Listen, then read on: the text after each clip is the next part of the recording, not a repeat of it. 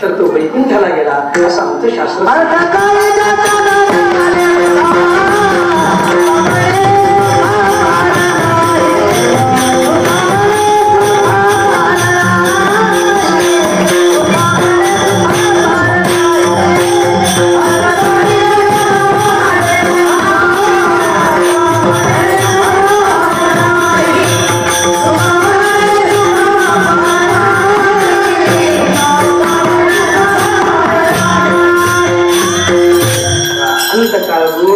ठीक आहे, घटना दुःखद आहे असो, आपला विषय चालला.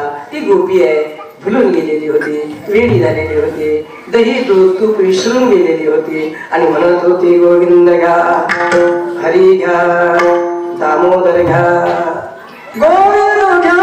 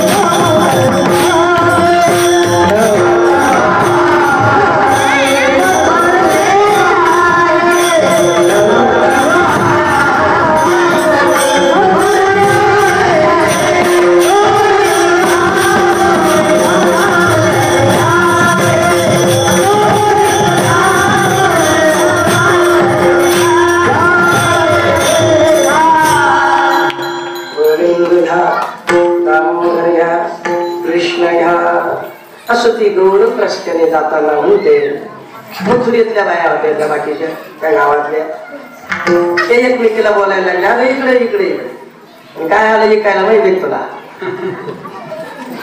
गोविंद आला, दामोदर आला, अशा त्या गोळा व्हायला लागल्या.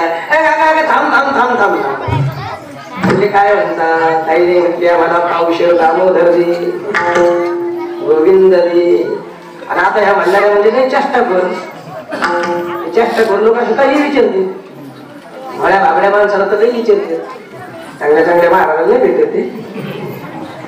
पण पंढरीने एखादा वारकरी जर आला, आले पंढरपूर, हा घेतलं का दर्शन, झालं काय म्हणला विठोबा, ते विचारतो काय म्हणला विठोबा. तिने सरळ सांगा, हुशार असलं त्याचं बोलणं बंद करायचं असलं ते म्हणले तुला तुला चाळा टाकून मार मारला.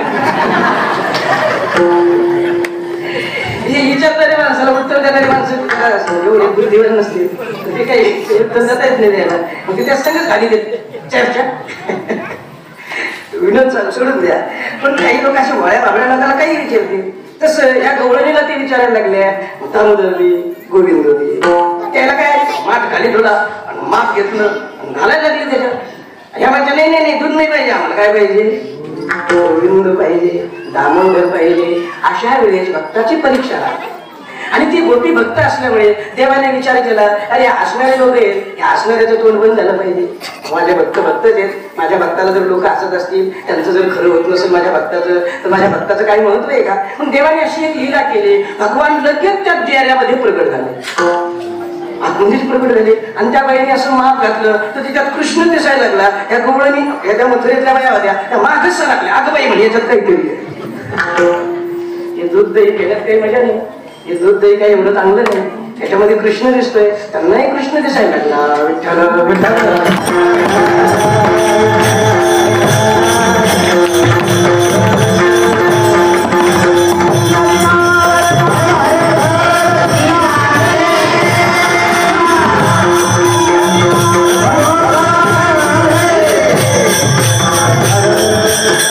एकनाथ महाराज वर्णन करतात, या माझा रिकानो उभा झाला भारी कुचंबळे गोरस सांडे त्या सगळ्या मथुरेतल्या बाया हसत होत्या, तोंडात बोटे घातले. अगं बाई म्हणे नुसत्या बोलतच नाही, खरंच दाखवला.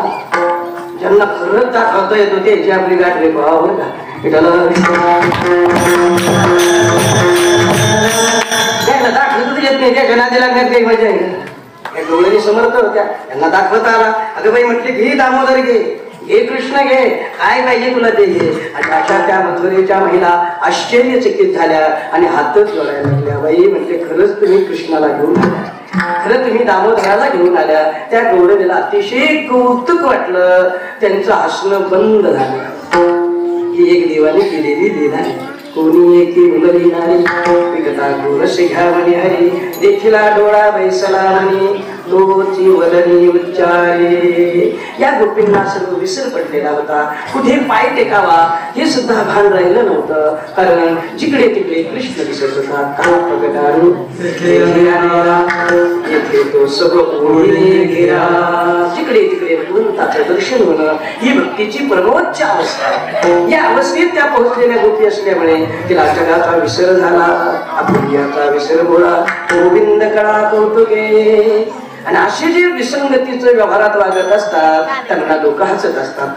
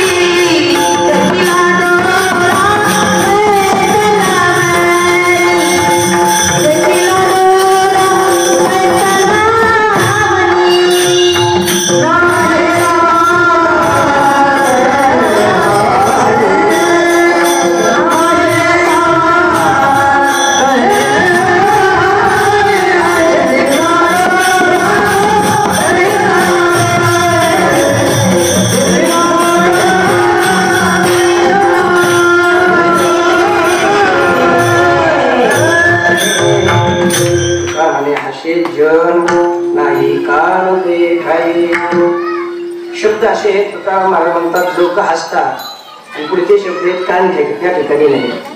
कानाचा हसण्याचा काही संबंध, हसणं हे तोंडाने राहतं आणि कानाने श्रवण केलं जातं. बोलणं, कटू बोलणं हे कानाने ऐकलं जातं आणि वाकडं तिकडं तोंड करून हसणं हे डोळ्याने पाहिलं जातं. आहे की नाही?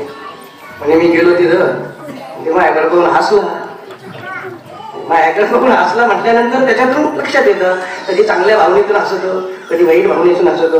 भावना वेगळ्या वेगळ्या असतात. इथे हे सांगायचं तुकोबारायला तुका म्हणजे हास्य जन हसणं त्याचा अर्थ वेगळ्या वेगळ्या विकृतीने हसणं. वेगळ्या वेगळ्या विकृती तिथे आल्या, शब्दाच्या, स्पर्शाच्या, रूपाच्या, विषयाच्या सगळ्या विकृती तिथे आल्या. शब्द, स्पर्श, रूप, रस, गंध हे पाचही विषय जे असतात त्या विषयाच्या संबंधाने होणाऱ्या ज्या विकृती असतात तो समाज पुढच्या माणसाकडे पाहत असतो. म्हणजे एवढं सांगण्याकरता तुकोबारायांनी हसणे आणि ऐकणे ह्या दोन शब्दाची व्यवस्था केली. कारण हसणं पाहायचं असेल तर डोळ्याची गरज आहे आणि कटू शब्द ऐकायचे असेल तर कानाची गरज आहे.